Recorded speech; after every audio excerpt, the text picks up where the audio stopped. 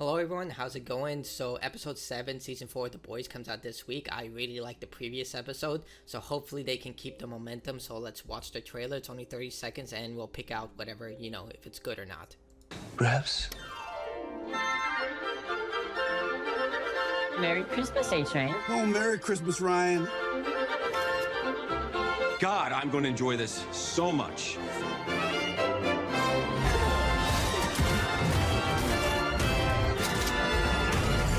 I'm done. Can't believe I'm saying this, but it's Christmas. Okay, that was a lot of just flashing images, but I think we picked out a lot that's worth discussing. So the first image we get is of Frenchie. So in the last episode, in the farm episode, Frenchie decided to turn himself in to the police for all the murders he committed. He believed that he was beyond saving, and he didn't tell Kimiko because he didn't want her to know, and worst, he thought that she would actually forgive him for everything that happened. Like, he did cheat on her and everything that he's going through a major depression spiral. It's like what Joe said, he's basically a junkie and he's just fallen down and he refuses to pick himself up. And in the last episode, Kimiko wanted to see him, and he just simply, like I stated, he is just too afraid to face her for all the things that he's done. Like, he feels like he's unworthy of forgiveness.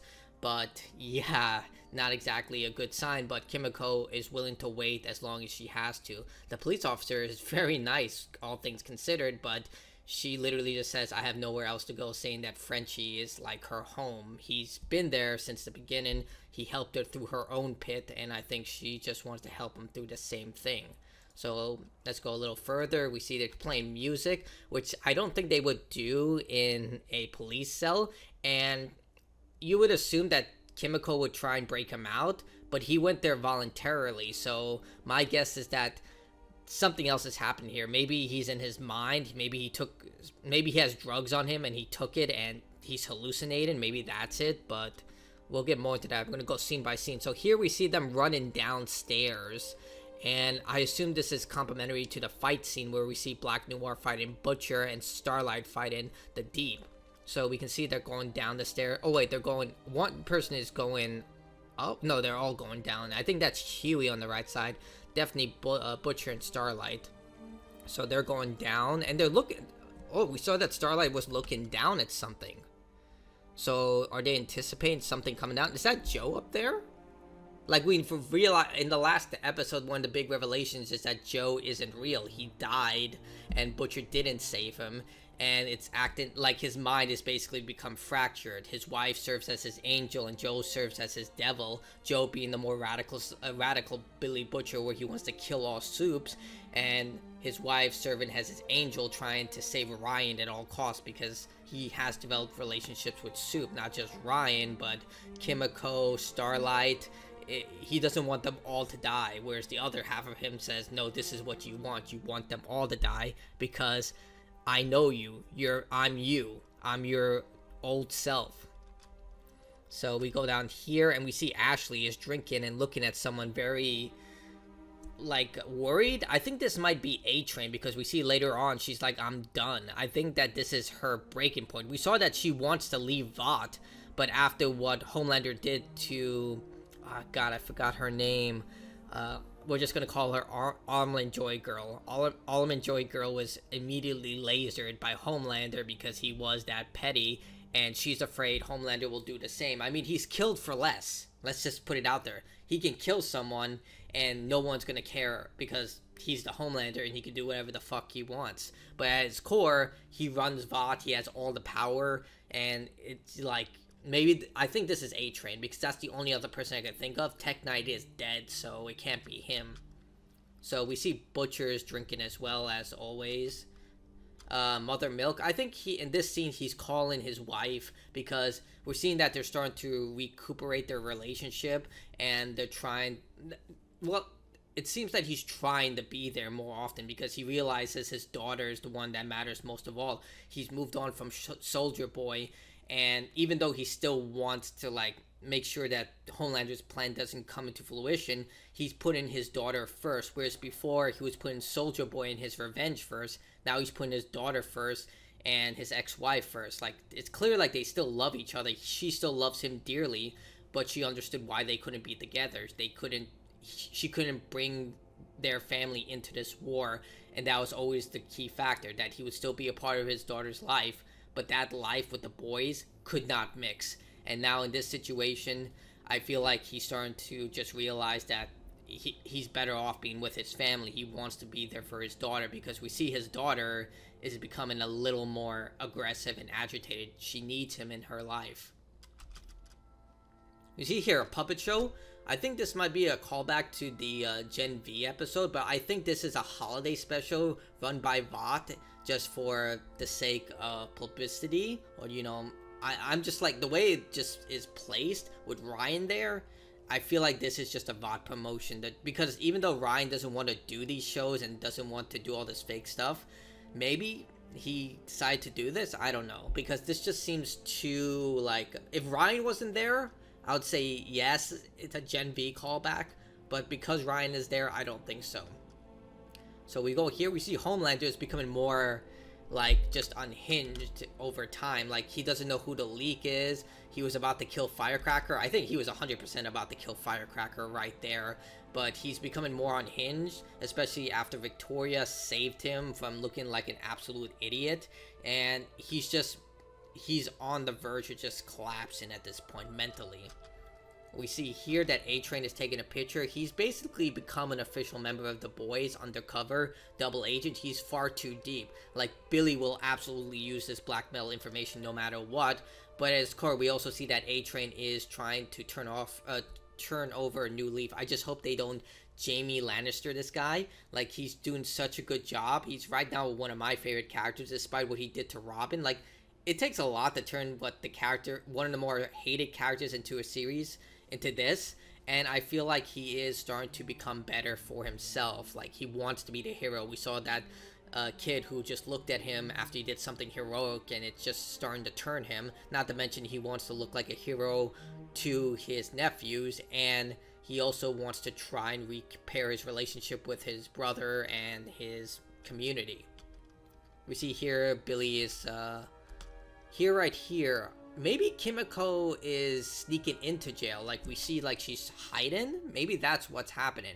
That she's sneaking in and they're in the rec room. Maybe that's the whole case. I don't know who this is. I think this is Joe.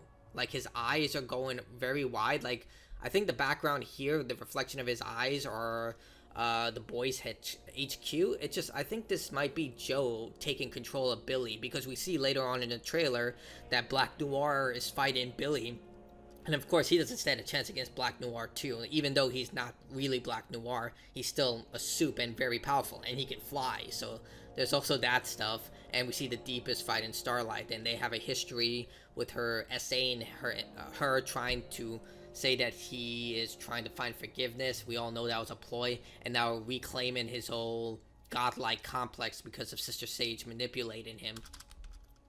So yeah, here we see the Deep is saying, like, I'm going to enjoy this. He's going on a power trip. He believes he deserves better, deserves more respect, and the only way he can get that is through violence. We saw that in the last episode where he was talking to Black Noir 2, stating the whole idea is that you use power to control people, that violence is the answer, that people may treat him like an idiot, but the second he punches them or cripples them, they're not laughing at him anymore. Because at its core, he is an extremely dangerous person.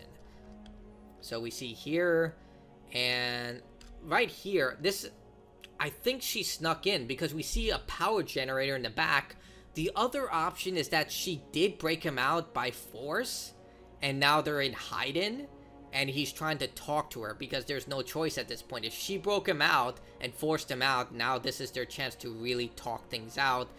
And maybe this is the point where she forgives him and just says, like, I'll always care for you no matter what, and I'll always love you, stuff like that. Because it could be a hallucination, but it could also be the other option. We'll see, because the whole magazine, it looks like she was forcing to break him out to just get him to talk to her. Maybe that's what we're going for. Yeah, here we go. Mother Milk is recovering his relationship with his ex-wife. Like I said, throughout the previous seasons, they've always shown that they loved each other. It's just the fact that his revenge consumed him, and he couldn't bring that back to her and his daughter. But now that Soldier Boy is out of the picture, and he's starting to reclaim his old life, I feel like he's recovering. Not to mention her boyfriend is dead, and he was an ultra Homelander extremist, so yeah. We see Huey and Starlight have recovered their relationship, but their relationship has never been on the fritz despite the whole abortion situation. We see Firecracker is starting to like get homey with Homelander. That scene still makes me very uneasy, but we can see where he's looking. He wants some of that juice, or God, it still makes me sick. We see, Starlight may have recovered her powers. One of the biggest issues is after the whole Firecracker situation is that she's developed a mental block, unable to use her powers. Everyone's noticing this. And I believe this is the situation where she recovers her powers and has to fight for the deep, or Butcher's going to die. The people she cares about is going to die. And let's face it, I'm pretty sure she's wanted to punch the deep for so long, and now this is her chance to just, take retribution for what this guy's done to her all these years. So we see here that he's fighting Black Noir. He takes a shotgun like nothing, so I really think that other scene with the wide eye is Joe taking control. We may see what he's capable of doing. We've seen the tentacles in the rabbit, but we still haven't seen what exactly he does to Butcher. So I'm really hoping this is the episode where we finally see that, because he doesn't stand a chance against Black Noir. So this is them fighting where the boys are located, and Starlight fighting for her life. This is where Ashley says she's done. I don't know if her pulling up her dress is a sign, like she was about to, like, I don't know. We've seen that she's into freaky stuff, but I think she's talking to A-Train here. Like, it can't be Homelander, because she knows if she quits, he'll just laser her or kill her. Like, no matter what you look at Ashley, she has no power, and Homelander is shown to kill anyone on a whim. That's why she shredded her resignation. So I think this is her talking to A-Train, that she's done. She can't do this, because if he finds out that she's been withholding this information, she's dead.